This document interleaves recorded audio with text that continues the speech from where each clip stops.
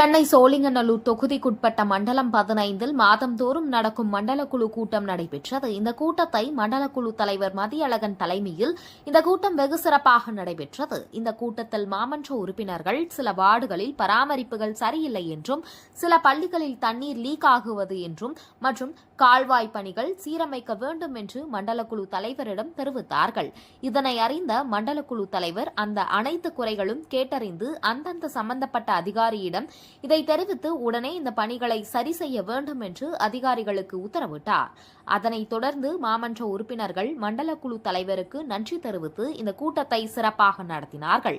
இந்த கூட்டத்தில் மாமன்ற உறுப்பினர்கள் ஏகாம்பரம் முருகேசன், விமலகர்ணா, டி.சி. கோவிந்தசுவாமி, மேனகா சங்கர், அஸ்வினி கருணா மற்றும் மாநகராட்சி அதிகாரிகள் கலந்து கொண்டனர்.